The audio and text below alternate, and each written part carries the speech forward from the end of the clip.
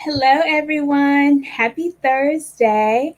It's me, Courtney, and I'm here today again with Jenny. Hey, Jenny, how are you? Hi, how are you? Hi, everyone. I'm good. Thank you for joining me today. So, today, Jenny and I are here, and we kind of decided what we wanted to discuss today based on the fact that October is Breast Cancer Awareness Month. Yes, As many of you know, this is a month where we honor those who are battling, who have survived, and those who have unfortunately lost their lives to breast cancer. This month is a great month for awareness. And so we wanted to talk to you all about some financial resources for people who are going through breast cancer, other types of cancer, and other major illnesses that you may come through with in your life, whether it's you or a family member.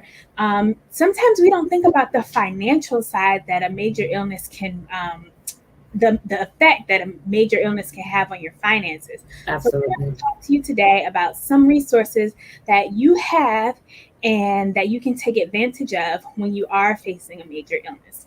Yeah, So the first thing I wanted to talk about was the Family and Medical Leave Act. FMLA is what it's called for the most part. It's something that is available to most employees in the United States. If you work for a company that has over 50 employees, you do have access to FMLA. What that allows you to do is to take up to 12 weeks off in addition to whatever sick leave or paid time off that you normally get. You're allowed to take an additional 12 weeks off. It is unpaid, but the great thing about it is that you're able to take that 12 weeks off within a calendar year. hmm You're able to not worry about if your job is going to be there when you come back, yeah, and just be able to focus on you getting yourself better. And you're also allowed to use it for a family member as well. So if that family member that is going through it, it's usually for immediate family members, same type of people that you could put on your health insurance. Um, hmm you would be able to take that time off to help your family member that's dealing with a major illness as well. So definitely, if that's something that you come up to, talk to your human resources office, talk to your manager or whoever about FMLA and getting that additional time off work that you may need. yeah. FMLA is actually a really, really good thing to have and have access to because again, it gives you that peace of mind knowing that you're able to care for that loved one Mhm. or even yourself. If you're going through something medically. So definitely, as Courtney said, check it out with your HR, Human Resources Department for more information.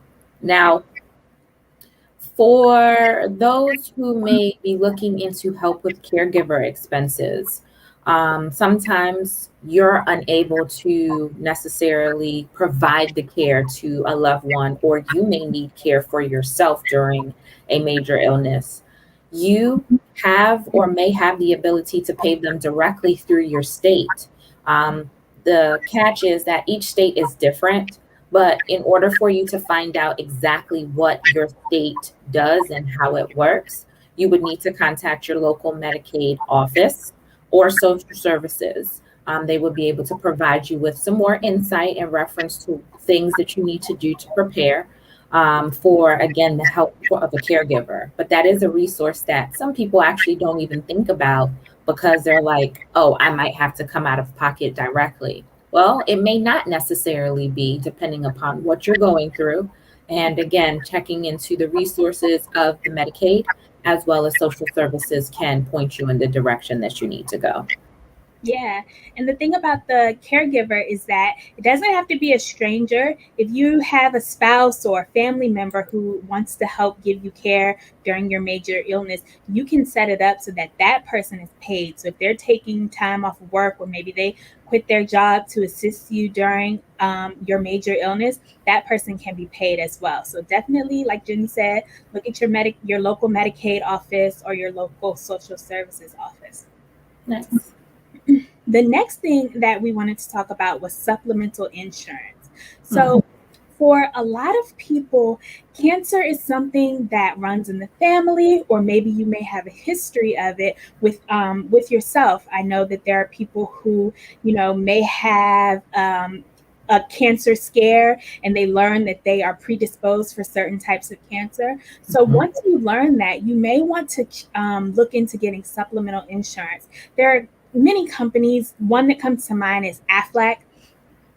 They have a cancer coverage, a special cancer coverage that you can buy, and you get that in addition to your regular health insurance. Mhm. So whatever your regular health insurance doesn't cover, that supplemental insurance will come through and cover additional bills, additional expenses, prescriptions, things like that that you don't necessarily get coverage for from your regular insurance. A lot of times, your regular insurance will only pay a portion of Mhm. um, the expenses that you'll have dealing with a major illness. So definitely look into that supplemental insurance if you do know that you're predisposed to cancer or other types of chronic illnesses. That's something that can definitely help you out in the future. Yeah. I'm a big proponent of the secondary insurance. For me, even though, and I know that we said, even court said, predisposed for the major illnesses, but actually even sometimes just having that as that backup or support in the event, because you never know nowadays, things are happening, and God forbid, we're covered, but in certain situations it may just be good to have supplemental insurance for the what ifs. And Mhm. I do know that with Aflac, sometimes they do offer where you could have it for in the event or in the case of. So I'm a big proponent for that.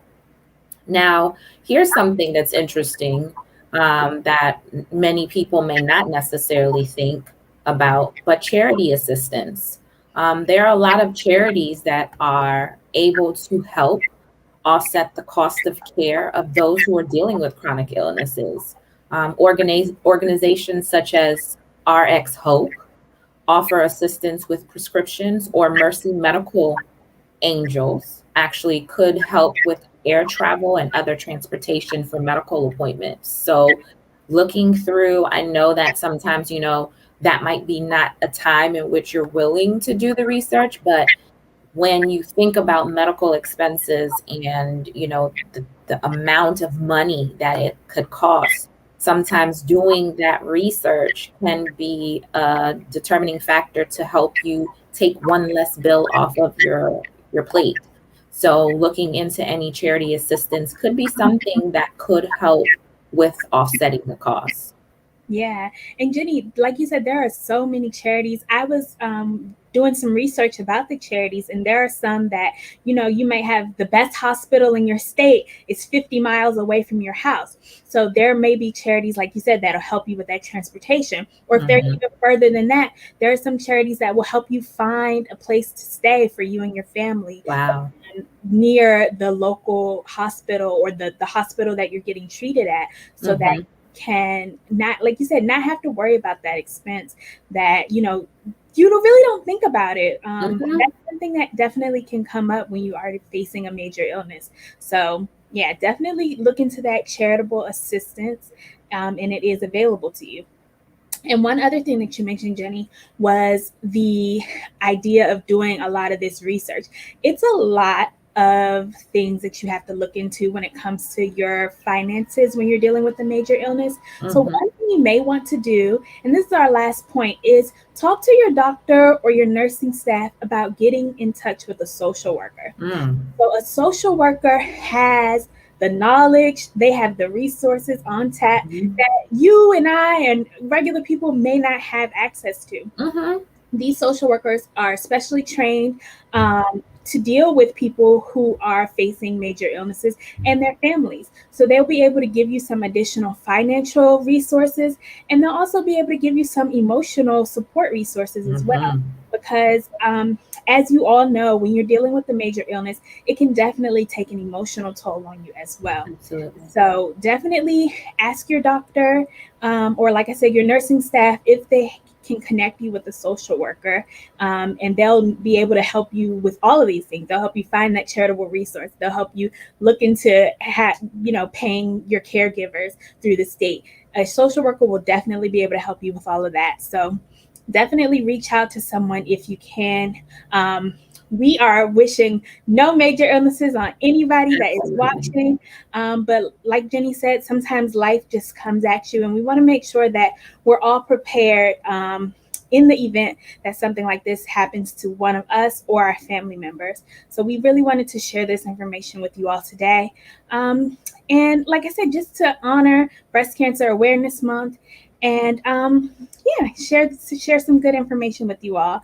Did you have anything else you wanted to add, Jenny? As usual, the biggest thing that we need to know is information and knowledge is key. So this is knowledge, and it just helps provide you with that just much more to help you in the event that anything should happen. So thank you guys for allowing me again to share the space. Yes, thank you for coming, Jenny. Thank you to all of you who are watching and have commented. And we will see you in 2 weeks on our next Thursday live chat. Have a great day, everybody. Bye. Bye-bye.